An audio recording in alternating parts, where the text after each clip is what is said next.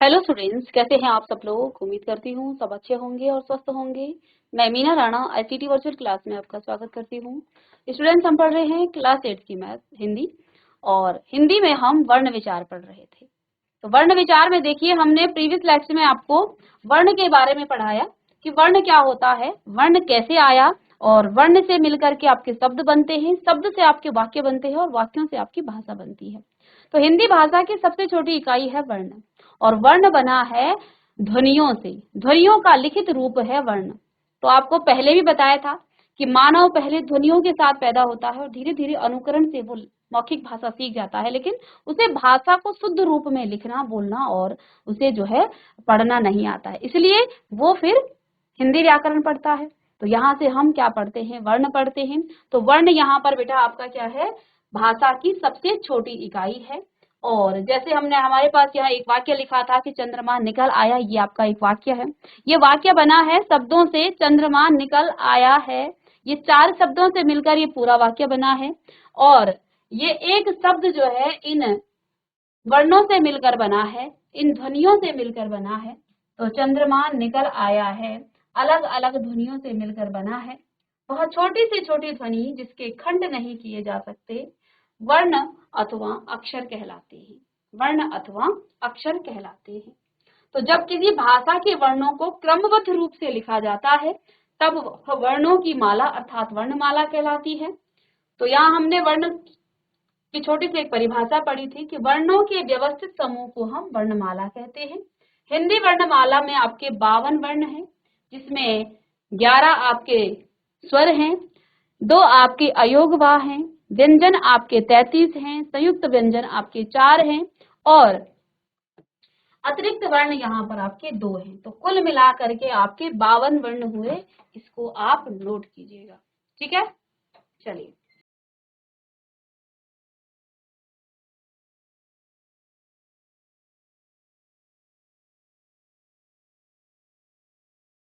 चलिए अब हम वर्णों के बारे में पढ़ेंगे। तो उच्चारण और प्रयोग के आधार पर हिंदी वर्णमाला के 2 भेद हैं। किस तरह से आप उच्चारण करते हैं और प्रयोग आप कैसे करते हैं, इस आधार पर हिंदी वर्णमाला के बेटा आपके पास 2 यहाँ पर भेद हैं। पहला है स्वर और फिर व्यंजन। स्वर और व्यंजन, चलिए लिखेंगे वर्णों के भेद। उच्चारण और प्रयोग के आधार पर हिंदी वर्णमाला के वर्णों के 2 भेद होते हैं। पहला स्वर और व्यंजन। स्वर और व्यंजन। अब आइए स्वर और व्यंजन के बारे में जानते हैं कि हिंदी वर्णमाला के स्वर क्या होते हैं। तो इससे पहले हमने आपको एक थोड़ा सा बता ही दिया था कि हिंदी वर्णमाला में आपके 11 स्वर हैं। तो जिन वर्णों का उच्चारण अन्य ध्वनियों की सहायता के बिना, हमने क्या कहा था कि स्वर आपके स्वतंत्र होते हैं। स्वतंत्र का अर्थ होता है कि इसका उच्चारण करने में किसी अन्य वर्ण की आपको यहाँ आवश्यकता नहीं होती है। तो जिन वर्णों का उच्चारण अन्य ध्वनियों की सहायता के बिना किया जाता है उन्हें स्वर कहते हैं, और इनके उच्चारण में वायु बिना किसी रुकावट के मुख से बाहर निकलती है। हिंदी वर्णमाला में 11 स्वर होते हैं, जो इस प्रकार से हैं: अ, आ, ए, ई, ओ, ऊ, री, ए, आई, ओ, औ। ये 11 स्वर हैं हिंदी वर्णमाला में। तो चलिए इसे लिख लीजिएगा। जिन वर्णों का उच्चारण अन्य ध्वनियों की सहायता के बिना किया जाता है उन्हें स्वर कहते हैं, और इनके उच्चारण में वायु बिना किसी रुकावट के मुख से बाहर निकलती है। हिंदी वर्णमाला में 11 स्वर होते हैं। अब स्वरों के भी अलग अलग भेद हैं। स्वरों के भेद किस पर आधार पर किए गए हैं? उच्चारण में लगने वाले समय के आधार पर स्वरों के 3 भेद हैं। सबसे पहले हस्व स्वर, दीर्घ स्वर और प्लुत स्वर। ये जो भेद किया गया है ना, ये भेद यानी कि अलग अलग करना, किस आधार पर? अब जैसे आपके पास एक पेटी आम आ गए, तो आपने क्या किया, उनको अलग अलग भेद कर दिया। हरे एक तरफ कर दिए, आपके जो पीले आम हैं उनको अलग कर दिया। तो अलग अलग आपने उनको कर दिया, किस आधार पर? उनके कच्चे होने और पक्के होने के आधार पर। या फिर आपने छोटे या बड़े होने पर उनका अलग अलग साइज में रख दिया कि छोटे आम एक तरफ रखे और बड़े आम आपने एक तरफ रखे। ऐसे ही यहाँ पर हैं तो 11 स्वर, लेकिन उनमें भी भेद है। भेद है, भेद किस आधार पर है? उच्चारण में लगने वाले समय के आधार पर। जैसे हमने कहा एक पेटी आम आई, आपने देखा इस पेटी में कुछ हरे आम हैं, कुछ बहुत पीले आम हैं, यानी बहुत अच्छे से पके हुए आम हैं। तो आपने क्या किया, उनको भेद कर दिया, अलग अलग सेपरेट कर दिया कि इसमें हरे आम आ गए, इसमें आपके पीले आम आ गए। या फिर आपने देखा कि बहुत छोटे आम भी हैं, बड़े आम भी हैं, तो छोटे एक तरफ कर दिया और बड़े एक तरफ कर दिया। तो आपने उनके साइज के आधार पर या उनके कलर के आधार पर या फिर उनके पके होने के आधार पर उनका भेद किया। अब हमारे पास यहाँ पर ऐसे ही भेद ऐसे ही तो होता है तो वो सारे स्वर हैं, लेकिन हमने फिर उनमें भी फिर हमने देखा कि ये तो बड़ा है, ये छोटा है, इसको अलग अलग रख दो। तो इन स्वरों में भी ऐसे ही भेद हुआ है, लेकिन भेद किस आधार पर हुआ है? जैसे आम को तो हमने उसके साइज के आधार पर अलग किया, भेद किया।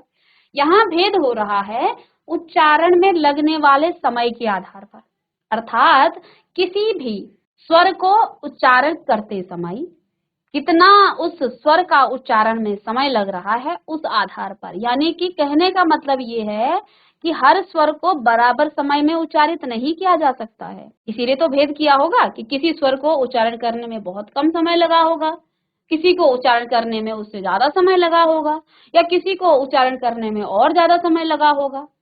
तो इस उदाहरण से तो आपको समझ में आ ही गया होगा कि आधार क्या होता है तो वो आम ही, है तो वो स्वर ही, लेकिन हम फिर भी उनको अलग कर रहे हैं। क्यों कर रहे हैं, किस आधार पर कर रहे हैं? तो जैसे आम की पेटी में आम आए तो हम उसे अलग अलग आधार पर कर सकते हैं, अलग अलग।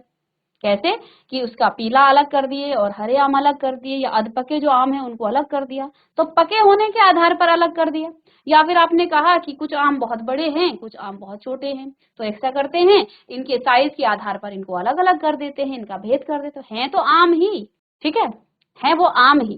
तो यहाँ पर भी स्वर ही हैं, सारे स्वर ही हैं, लेकिन भेद हुए हैं उच्चारण में लगने वाले समय के आधार पर। इसलिए इसको थोड़ा सा गौर से देखें, उच्चारण में लगने वाले समय के आधार पर।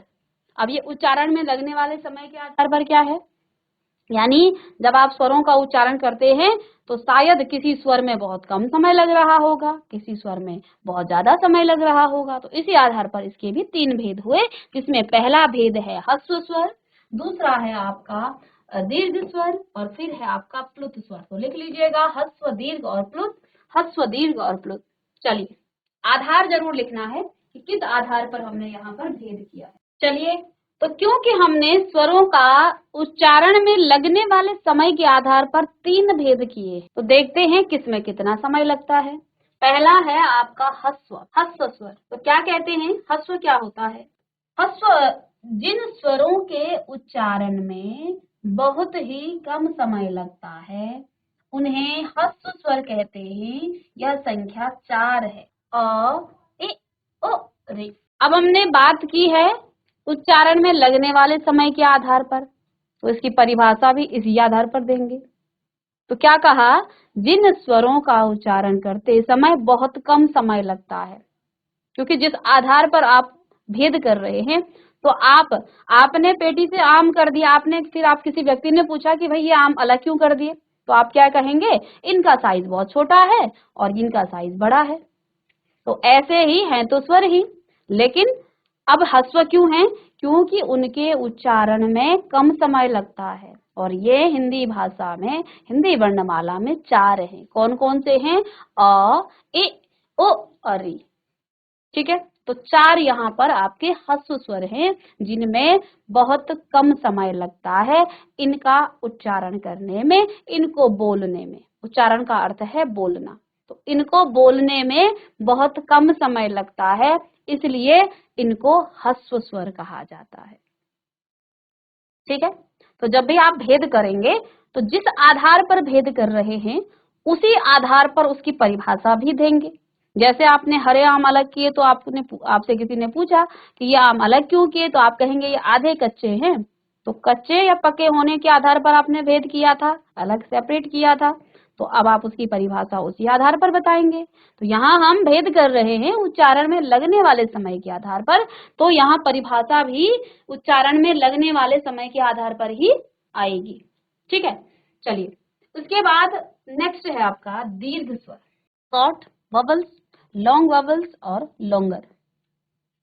अगर अंग्रेजी में आप इसको देखें तो ये अपने आप में सफिशिएंट है, अपने आप में ये जो है बहुत है। शॉर्ट वॉवल, शॉर्ट का मतलब छोटा, तो जिसके बोलने में कम समय लगता है वो शॉर्ट, जिसके बोलने में ज्यादा समय लगता है, लंबा समय लगता है, वो लॉन्ग, और लॉन्गर यानी कि उससे ज्यादा।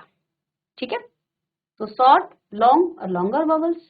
तो ह्रस्व की बात की, अब दीर्घ स्वर आता है।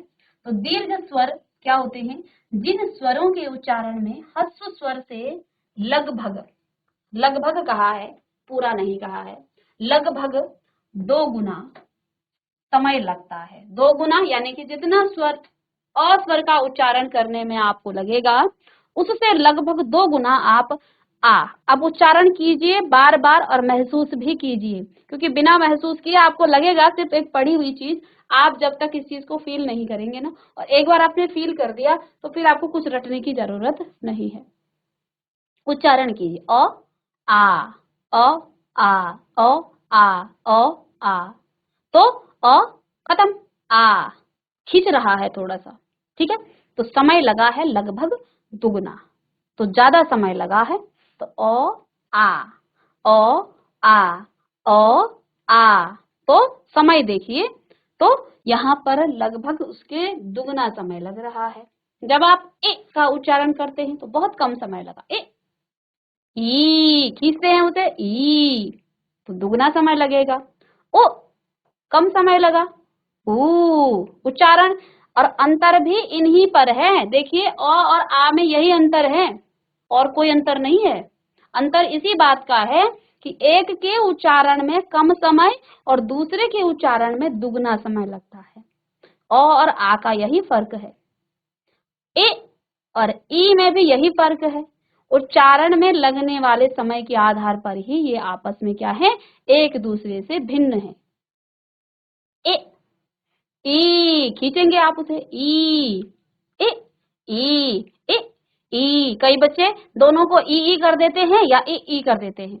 ठीक है, ए ई, तो जब हम छोटे होते हैं तो हमें जो है इतना डिटेल में पढ़ाया जाता है लेकिन हम समझ नहीं पाते, इसलिए पुनः जब आप 6, 7, 8 में आते हैं तो पुनः आपको उन वर्णों से परिचय कराया जाता है ताकि आगे आप उनके बारे में अच्छे से समझ पाए। तो यहाँ समय लग रहा है उनके उच्चारण के आधार पर कि उनके उच्चारण में कितना समय लग रहा है, तो इससे दुगना समय। अब उसी को ह्रस्व को देखिए, ओ आपने ओ बोला और खत्म, ओ खत्म, ओ खत्म, ओ खींचा आपने उसे, उसी को आपने खींचा है तो वही, लेकिन ओ दुगना समय लग गया। तो अब जो है इससे दुगना समय लगा, इसे दीर्घ कहेंगे, दीर्घ कहेंगे, बड़ा कहेंगे, लॉन्ग वॉवल्स। ठीक है, तो ये आपका ह्रस्व जिसके उच्चारण में, जिसके बोलने में बहुत कम समय लगता है, दीर्घ जिसके उच्चारण में ह्रस्व से दुगना समय लगता है। एक यहाँ तीसरा है प्लुत स्वर, जो कि अब हिंदी भाषा में प्रयोग नहीं होता है, लेकिन फिर भी हमें जानना है, समझना तो है ही। कुछ चीजें आपके सिलेबस से हट जाती है, ठीक है, लेकिन हमें अगर उसकी नॉलेज हो तो अच्छा ही है। ठीक है, तो प्लुत स्वर होते क्या हैं? तो प्लुत स्वर बेटा जिन स्वरों के उच्चारण में दीर्घ स्वर से भी अधिक समय लगता है उन्हें प्लुत स्वर कहते हैं। जैसे आप अपने घर में ओम का उच्चारण करते होंगे, या स्कूल में भी जब आप योगा वगैरह करते हैं तो योगा से पहले आप आसन में बैठते हैं तो तब आप ओम का उच्चारण करते हैं। तो ओ म, ओ म, तो ये जो आपका प्लुत स्वर का चिन्ह है ना, ये इस ओम को खिंचाता है। ओम का उच्चारण भी हम गलत करते हैं। ओम का उच्चारण ओ, और अंत में आता है म। ठीक है, तो वो तो अलग चीज है, लेकिन हम बात यहाँ सिर्फ स्वर की बात करेंगे, हमें ओम नहीं उच्चारित करना है। तो ओम, ओम उसको आप खींचेंगे और दीर्घ स्वर से ज्यादा खींचेंगे। या आपने कहा राम, तो ये जो स्वर, ये जो चिन्ह है ये प्लुत स्वर है और ये जिस भी वर्ण के पीछे लगता है आप उसे खींचते हो। ओम, तो आपने क्या किया, खींचा उसे। किसको खींचा, मौ को नहीं खींचा, आपने ओप को खींचा। मौ बोलते ही आप खत्म हो गए, आपने अपना मुंह बंद कर दिया। ऐसे ही जब आपने राम, तो यहाँ इस प्लुत स्वर ने आपको खींचना सीखा, उससे लंबा स्वर निकलता है। या फिर इसका चिन्ह ये है, और जब आप किसी दूर से पुकारते हैं किसी को, तब आप ये वाला स्वर निकालते हैं। और घर गांव में तो दूर से पुकार, अब तो कोई नहीं पुकारता जब से फोन आया, लेकिन पहले बहुत पुकारते थे और तब आप लंबा स्वर निकालते थे। ठीक है, जब आप किसी दूर के व्यक्ति को आवाज मारते हैं तो तब आप बहुत ज्यादा ये प्लुत स्वर का प्रयोग करते थे। इतना सा आप लिख लीजिएगा ह्रस्व स्वर, दीर्घ स्वर और प्लुत स्वर के बारे में। साथ में यहाँ पर हमने ह्रस्व स्वर की, दीर्घ स्वर की बात की, इसमें 7 आपके वर्ण आते हैं, आ, ई, उ, ए, आई, ओ, औ। ये 7 जो है आपके दीर्घ स्वर हैं। आगे जब आप संधि पढ़ेंगे बेटा, तो संधि में भी आपको ये ह्रस्व या दीर्घ के बाद, तो अभी इसको यहीं से समझ लीजिएगा, तभी आपको संधि भी समझ में आएगी। यहीं से आप इसे समझ लीजिए। संधि आपको फिर वहां लिखा जाएगा ह्रस्व या दीर्घ के बाद, और आपको ह्रस्व और दीर्घ का ही नहीं पता कि ह्रस्व क्या होता है, दीर्घ क्या होता है, तो फिर वहां पर आपके लिए खिचड़ी पक जाएगी। इसलिए अभी से आप ह्रस्व और दीर्घ को समझ लें। चलिए इसको नोट करेंगे।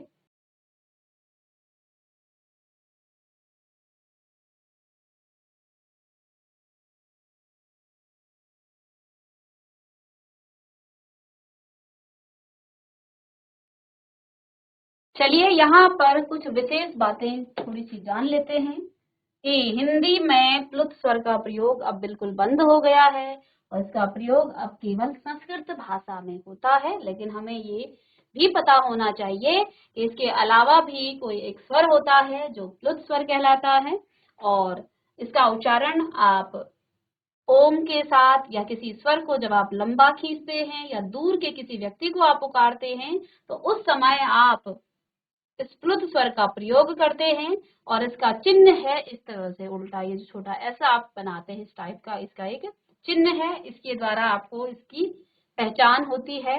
अब बात करते हैं स्वरों की मात्राएं। स्वरों की बच्चे मात्राएं होती हैं, तो लिख लेंगे आप स्वरों की मात्राएं, स्वरों की मात्राएं।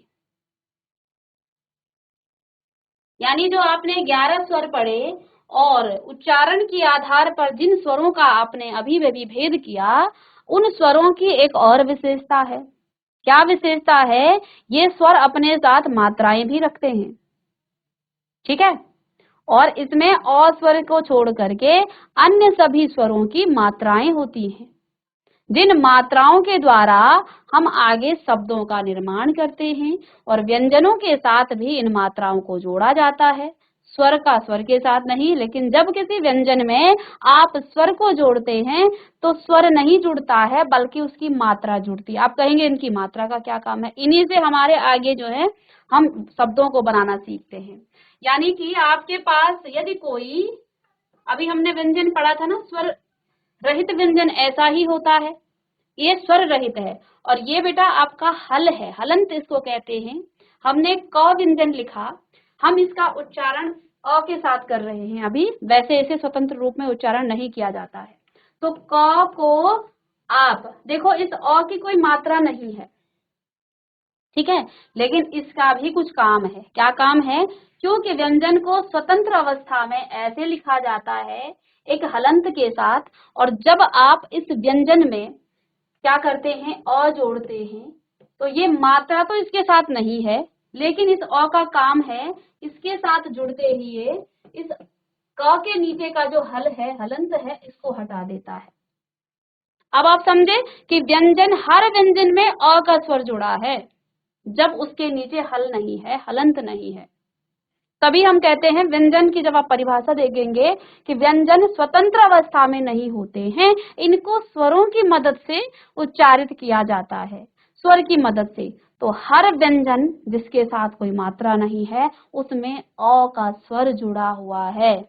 ये आप अपने दिमाग में गांठ बांध करके रख लें कि क में अभी अ का स्वर है, तभी हम इसका उच्चारण करवा रहे हैं। इसका उच्चारण आप नहीं कर सकते हैं जब तक उसमें अ का स्वर आपने नहीं जोड़ा।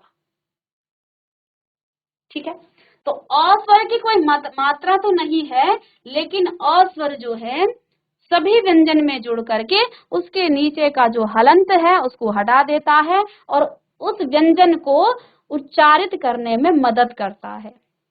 अ, अ, क में क भी है लेकिन अ भी है। तो अभी जब हमने चंद्रमा से च निकाला था, उस च को भी पुनः तोड़ा था। कैसे तोड़ा था? उस च को भी तोड़ा था कि ये च भी एक तो हलंत के साथ होगा और धन उसमें अ भी जुड़ा होगा। ऐसा ही तो लिखा था। तो इस तरह से चलिए, तो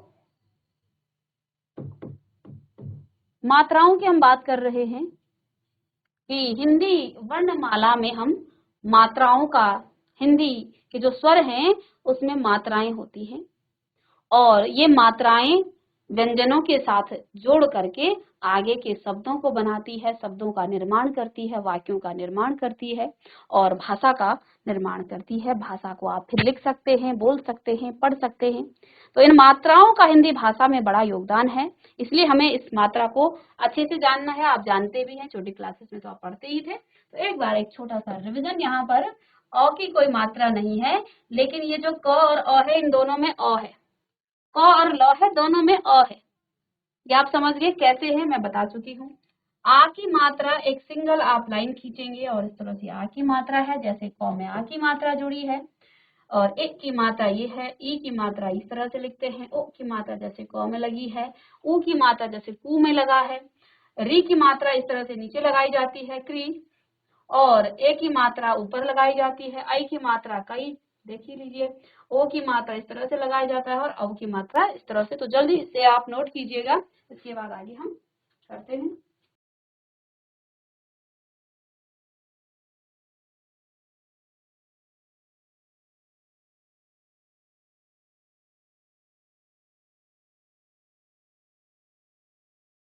तो चलिए, मात्राओं के बारे में पढ़ने के बाद अब कुछ पॉइंट्स यहाँ पर, जो भी चीजें आपने पढ़ी हैं और साथ में कुछ और जानकारी। सबसे पहली बात, अ स्वर की कोई मात्रा नहीं होती है और प्रत्येक व्यंजन का उच्चारण अ स्वर की सहायता से किया जाता है। तो ये अभी मैंने ऊपर भी आपको बताया कि अ स्वर की कोई मात्रा नहीं होती है, लेकिन प्रत्येक व्यंजन का जब आप उच्चारण करते हैं वो अ स्वर की सहायता से ही किया जाता है। जब किसी व्यंजन में अ की ध्वनि नहीं मिली होती, तब उस व्यंजन के नीचे एक तिरछी छोटी रेखा लगा देते हैं, जिसे हल चिन्ह या हलंत कहते हैं। जैसे आप देख पा रहे हैं, ये सभी स्वर आपके क, च, ट, त, थ, इनको उच्चारण नहीं किया जाता। मैं अ की मदद ले रही हूँ, लेकिन ये स्वर रहित हैं। यहाँ पर अ नहीं है तो हलंत लगाया जाता है। तो आप समझ जाएंगे, जहाँ हलंत लगा है यानी कि वो स्वतंत्र व्यंजन है, उसमें अ का स्वर नहीं है। जब व्यंजन, और इसको देखो, जब आप कहीं लगाते हो ना तो आधा क आधा च इस तरह से भी लिख सकते हो ना। तो जब व्यंजन में अ की ध्वनि मिली होती है, तब व्यंजन के नीचे जो हलंत है वो नहीं लगता है। उस व्यंजन को इस प्रकार से आप लिख सकते हैं। तो जब इसे स्वर रहित व्यंजन कहे, इसे स्वर रहित व्यंजन, और ये स्वर सहित व्यंजन है। स्वर सहित जिसमें स्वर है। री की मात्रा प्राय वर्णों के नीचे लगाई जाती है। हमने अभी कृपा भी लिखा था। र में ओ और ऊ की मात्रा देखो, वैसे तो हम ओ और ऊ की मात्रा इस तरह से लगाते हैं, इस तरह से लगाते हैं। ये ओ की मात्रा है, ये आपकी ओ की मात्रा है और ये आपकी ऊ की मात्रा है। लेकिन र में हम नीचे से नहीं लगाते हैं, बल्कि उसके पेट भाग से लगाते हैं। उसके मध्य भाग पर हम क्या लगाते हैं, र की मात्रा। जैसे र में अ की मात्रा लगाया तो रो इस तरह से लिखेंगे। और दूसरी बात, कई बार बच्चे र लगा देते हैं और यहाँ पर ऐसा कर देते हैं, तो ये गलत है। सॉरी, ये आपका ओ की मात्रा, ये तो ऊ की मात्रा हो गई, बड़ी ऊ की मात्रा। लेकिन छोटी ऊ की मात्रा सिर्फ ऐसे लगाया जाएगा। ठीक है, तो ये ध्यान देना है। यहाँ पर जैसे आपने रुपया, रुचि, रुस्तम, ये आपकी छोटी ऊ की मात्रा लगी हुई है रॉ पे, और बड़ी ऊ लगाएंगे तो इस तरह से रूप, रूठ, अमरूद, तो ये आपकी बड़ी ऊ की मात्रा है। तो इन बातों का आपको ध्यान रखना है। तो इन पॉइंट्स को भी आप लिख सकते हैं कि अ की कोई मात्रा नहीं होती है और प्रत्येक व्यंजन का उच्चारण अ की सहायता से किया जाता है, ये भी आप लिख सकते हैं। तो चलिए आज अभी इस क्लास में बेटा हमने सबसे पहले तो हमने स्वरों के भेद पढ़े, 3 भेद, ह्रस्व, दीर्घ और प्लुत स्वर। ह्रस्व स्वर जिनमें बहुत कम समय लगता है, दीर्घ स्वर जिनमें ह्रस्व से ज्यादा समय लगता है, प्लुत स्वर जिसमें दीर्घ से भी अधिक समय लगता है। ये 3 स्वर हैं, ह्रस्व 4 हैं और दीर्घ आपके 7 हैं। प्लुत स्वर तो आप जानते ही हैं जिसमें हमने उसका चिन्ह बताया। साथ में हमने स्वरों की मात्राएं पढ़ी हैं जिसमें आपने क्या जाना कि अ स्वर की कोई मात्रा नहीं होती है, लेकिन वो हर व्यंजन के हलंत को हटा देता है, अर्थात हर व्यंजन में अ स्वर जुड़ा होता है जब उसके नीचे हलंत ना हो तो। ठीक है, अब नेक्स्ट क्लास में हम आगे डिस्कस करेंगे। मिलते हैं नेक्स्ट लेक्चर में, तब तक के लिए थैंक यू।